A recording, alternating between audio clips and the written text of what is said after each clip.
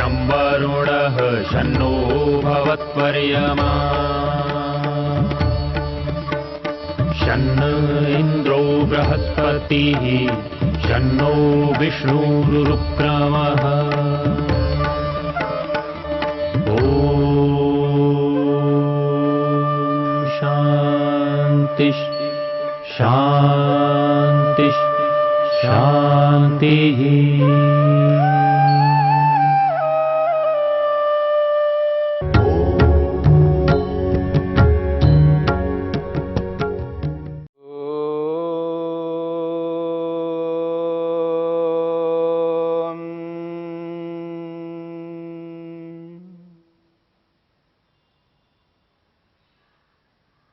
सती मूले तद विपाको जात्यायुर्भोगाः, इस सूत्र को लेकर के हम विचार कर रहे हैं। जाति, आयु और भोग, ये तीन प्रकार के फल, ये तीनों फल कर्मों के आधार पर प्राप्त होते हैं और कर्मों का ये जो फल है ये तब तक प्राप्त होता रहेगा जब तक मूल में क्लेश विद्यमान हो। सती मूले, मूल के होने पर, क्लेशों के होने पर, अविद्या, अस्मिता, राग, द्वेष और अभिनिवेश यदि हैं मूल में, तो इन कर्मों का फल प्राप्त होगा। यदि मूल में क्लेश नहीं है तो जाति, आयु और भोग के रूप में फल प्राप्त नहीं होंगे। और अनेक कर्म मिलकर के एक जन्म को देने वाले होते हैं। इसलिए महर्षि वेदव्यास ने स्पष्ट किया है, अतः एक भविकः कर्माशयः उक्तः। ये जो कर्माशय है, कर्म समूह है, ये एक भविकः, एक जन्म को देने वाला, ये कर्माशय एक जन्म को प्रदान करने वाला है। और विशेषकर जब व्यक्ति वर्तमान जन्म में जो कर्म करता जाता है, जन्म से लेकर के मृत्यु पर्यंत, महर्षि वेदव्यास ने स्पष्ट किया है, जन्म प्रायणांतरे कृतः पुण्या पुण्य कर्माशय प्रचयः। जन्म से लेकर के मृत्यु पर्यंत जो व्यक्ति जितने कर्म करता है, ये सारे के सारे कर्म प्रबल होते हैं, अगले जन्म को देने के कारण बनते हैं। यानी वर्तमान जन्म में किए जाने वाले जितने भी कर्म हैं, वो कर्म विशेष है, उन कर्मों पर आधार है कि कैसा जन्म मिलेगा अगला। वो कर्म बता सकते हैं कि उसके कैसे कर्म हैं। हां, ये कर्म मुख्य रूप से होंगे। वर्तमान जन्म के कर्म निर्धारित कर पाएंगे कि अगला जन्म कौन सा मिलने वाला है। पर इन कर्मों के साथ साथ पिछले जन्मों के कर्म भी जुड़े रहेंगे। इसलिए कहा प्रधान उपसर्जन भावेन उपस्थितः। कहा गया है प्रधान उपसर्जन भावेन अवस्थितः। यहां पर मुख्य और गौण के रूप में विद्यमान हैं। वर्तमान जन्म के कर्म मुख्य रूप में हैं और पिछले जन्मों के कर्म गौण रूप में उसके सहयोगी बनकर के उसके साथ साथ रहते हैं। इसलिए कहा एक भविकः कर्माशयः, ये एक भविक कर्माशय है, एक जन्म वाले ये कर्माशय है। मुख्य रूप से एक जन्म के ये कर्माशय है और गौण रूप से पिछले जन्मों के भी कर्म इनके साथ जुड़े हुए हैं। परंतु ये जो वासना है, ये एक जन्म के नहीं होते हैं।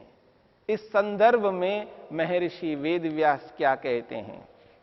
क्लेश कर्म विपाक अनुभव निर्वर्तिताभिस्तु वासना भी अनादिकाल सम्मूर्छितमिदं चित्तम चित्रीकृतमिव सर्वतो मत्स्य जाल ग्रंथि भी इव आततम इत्येता अनेक भव पूर्विका वासनाः। महर्षि वेदव्यास कहना चाहते हैं क्लेश, ये जो क्लेश हैं, अविद्या, अस्मिता, राग, द्वेष और अभिनिवेश, इन पांचों क्लेशों से युक्त होकर के व्यक्ति कर्म करता है। इसलिए कहा क्लेश कर्म। इन पांचों क्लेशों के कारण से व्यक्ति कर्म करता जाता है और इन क्लेशों के कारण से जब व्यक्ति कर्म करता है तो उस कर्म का फल भी प्राप्त होगा। इसलिए कहा क्लेश कर्म विपाक। विपाक कहते हैं फल को। पांचों क्लेशों से युक्त होकर के व्यक्ति कर्म करता है और उन कर्मों का विपाक जो फल है वो फल भी प्राप्त होगा। एक ओर से क्लेश, क्लेशों से युक्त होकर के कर्म, कर्मों से युक्त होकर के जो फल और उन फलों का जो अनुभव है, उन फलों को जब अनुभव करता है तो उसका भी एक विशेष अनुभव उत्पन्न होता है, उसकी एक छाप पड़ती रहती है फलों की। क्लेश की छाप, कर्म की छाप और फल की छाप। इसलिए कहा क्लेश कर्म विपाक अनुभव निर्वर्तिताभिस्तु वासना भी। ये जो वासना है, ये वासनाएं यानी ये संस्कार क्लेशों के कारण से है, कर्मों के कारण से हैं और उनके फलों के कारण से उत्पन्न होने वाले हैं ये संस्कार।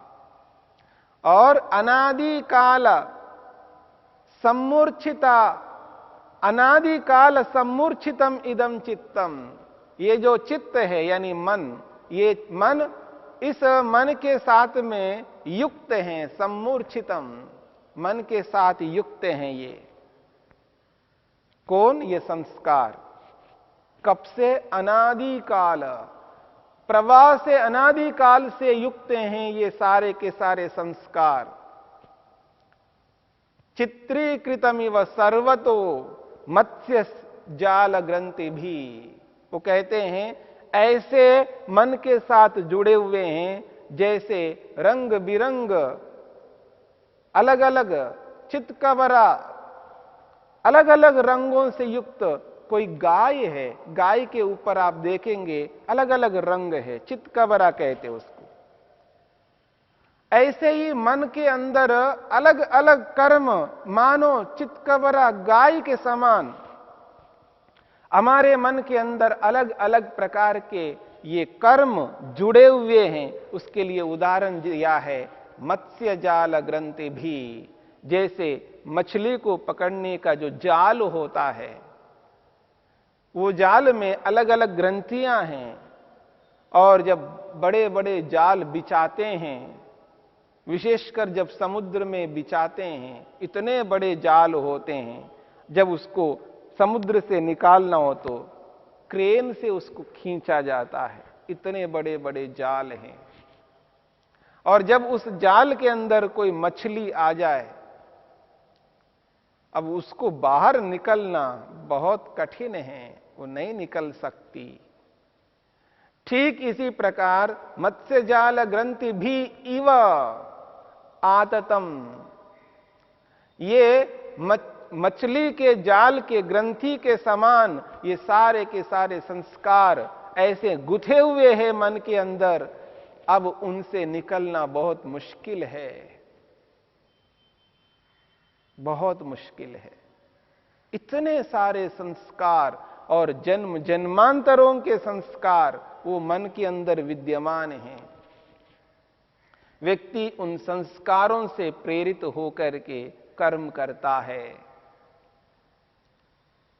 ये जो एक भविक कर्माशय है, ये तो केवल एक जन्म का है मुख्य रूप से, लेकिन ये जो वासनाएं हैं ये अनादिकाल से चली आ रही हैं।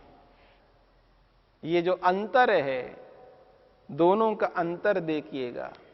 जो कर्म समूह है, जो अदृष्ट है, धर्माधर्म रूपी कर्माशय है, पुण्य रूपी जो कर्माशय है, ये मुख्य रूप से एक जन्म का है, जो फल प्रदान करने वाला है, अगले जन्म को देने वाला है। अगले जन्म को देने वाला ये जो कर्माशय है, इस कर्माशय के साथ में ये जो वासनाएं आ रही हैं, ये जो संस्कार मन के साथ जुड़ रहे हैं, ये केवल एक जन्म के संस्कार नहीं जुड़ते हैं। ये अनादि काल से चले आ रहे जो संस्कार है, वो सब के सब मन के साथ जुड़े हुए हैं, उनको अलग नहीं किया जा सकता। वो सारे के सारे संस्कार आज हमारे मन के अंदर विद्यमान हैं। जन्म जन्मांतरों के संस्कार विद्यमान हैं हमारे मन के अंदर, और उन्हीं संस्कारों से प्रेरित होकर के आज हम न जाने कैसे कैसे कर्मों को करते रहते हैं। व्यक्ति को यह एहसास नहीं हो पाता है मैं ऐसा भी हो सकता हूं। ऐसा कर्म कर डालता है जिस कर्म को देखने पर ऐसा लगता है यह व्यक्ति, ऐसा व्यक्ति इस प्रकार का कर्म कैसे कर सकता है, लेकिन कर लिया, हो चुका है कर्म। क्यों? वो संस्कार है, जन्म जन्मांतरों के संस्कार मन के अंदर विद्यमान हैं। पता नहीं कौन सा संस्कार उभर जाए और व्यक्ति कैसे कर्म कर डाले। ऐसे इन असंख्य संस्कारों से युक्त ये जो हमारा मन है, वो मन जब उन संस्कारों से युक्त होकर के जब कार्यान्वित होता है, उस स्थिति में हम ये प्रयास करने लगते हैं कि मन को ईश्वर में लगा सके। जो मन इतने सारे संस्कारों से युक्त है और संस्कारों से प्रेरित होकर के उसकी जो प्रवृत्ति है वो लोक की ओर हो रही है, संसार की ओर हो रही है, रूप रस गंध स्पर्श शब्द इन विषयों के प्रति उसकी प्रवृत्ति हो रही है, उस प्रवृत्ति को रोक करके ईश्वर में प्रवृत्त होना कितना कठिन है, इस बात को समझने का प्रयत्न करना है। जब व्यक्ति कहता है मेरा मन ईश्वर में नहीं लगता, मैं कोशिश करता हूं, प्रयत्न करता हूं, लेकिन क्या करूं, मेरा मन ईश्वर में नहीं लग रहा है। ईश्वर में मन को लगाने के लिए व्यक्ति को संस्कारों को पकड़ना होगा, उन संस्कारों को देखना होगा और उन संस्कारों को पकड़ करके देख करके उनको कमजोर करना होगा, उनको तनु करना होगा, उनको हीन वीर्य करना होगा। तब जाकर के हम अपने मन को ईश्वर की ओर अग्रसर कर सकते हैं, ईश्वर में एकाग्र कर सकते हैं। तब जाकर के हमारा मन ईश्वर में लगेगा, तब जाकर हम ध्यान को ध्यान के रूप में कर पाएंगे। ये जो स्थिति है, ऐसी स्थिति को उत्पन्न करने के लिए व्यक्ति को क्रिया योग को अपनाना पड़ता है, जो इस साधन पाद का मुख्य केंद्र है। यहीं से साधन पाद प्रारंभ हुआ है और यहीं से साधक की साधना चलेगी क्रिया योग के माध्यम से। यद्यपि जिन कर्मों को लेकर के हम विचार कर रहे हैं, ये जो कर्म की जो स्थिति है, ये जो कर्म की गति है, ये बड़ी विचित्र गति है। इसको समझना बहुत कठिन है। फिर भी महर्षि वेदव्यास ने यहां पर जो बातें कही है, इन बातों को यदि ध्यान में लाया जाए, यदि उनको मनन का विचार किया जाए कि इन पर मेरे को मनन करना है, इनको देखना है, समझना है, इन संस्कारों को पकड़ना है, क्योंकि ये संस्कार अनादि काल से चले आ रहे हैं। इनको नहीं रोका जाए तो ऐसा ही ये चलता ही रहेगा। जब तक मन में इतने बड़े संस्कार और इतने विशाल संस्कार विषय भोगों को आकर्षित करने के लिए विद्यमान हैं, अपने आप को विषय भोगों में धकेलने वाले ये संस्कार है, इन संस्कारों को पकड़ना है, क्योंकि ये अनादिकालीन संस्कार है, ये एक जन्म के संस्कार नहीं है। एक भविक कर्माशया, वो कर्माशय तो एक जन्म का हो सकता है, परंतु ये संस्कार अनादिकालीन संस्कार है। इन संस्कारों और उस कर्माशय का जो भेद है, उस भेद को यहां पर प्रस्तुत किया गया है। एक है एक जन्म का कर्माशय और एक है अनेक जन्मों का, जन्म जन्मांतरों का अनादिकालीन संस्कार है, वासना है। दोनों के बीच में जमीन आसमान का अंतर है। परंतु इतने संस्कारों को हमें पकड़ना है, पकड़ करके उस पर कार्य करना है और प्रारंभ क्रिया योग से करना है।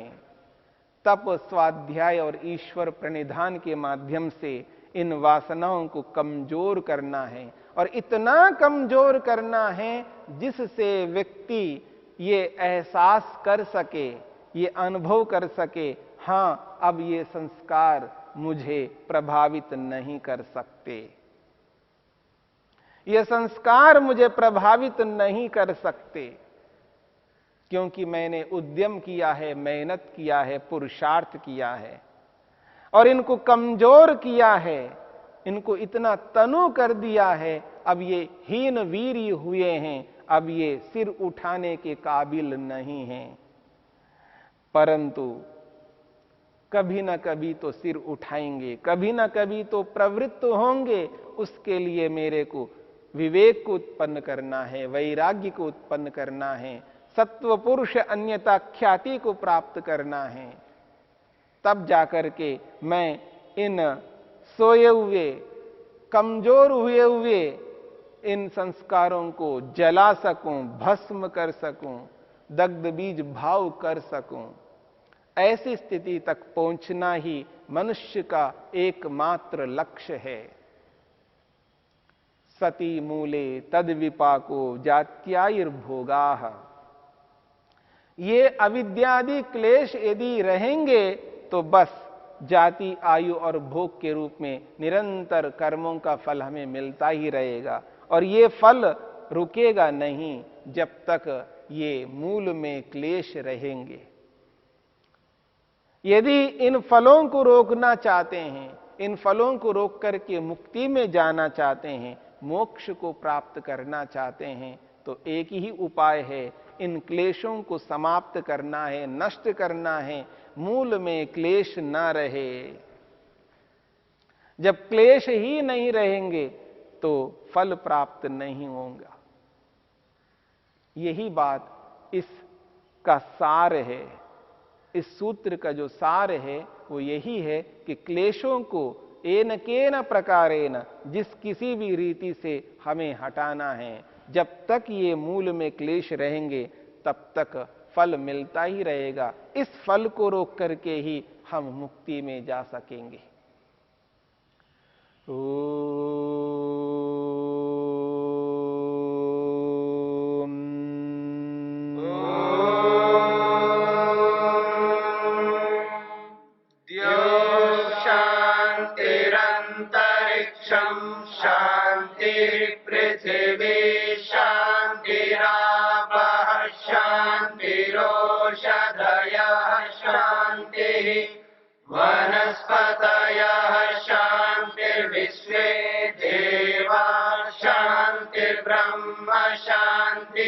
सर्वं शांति शांतिरेव शांति शांति।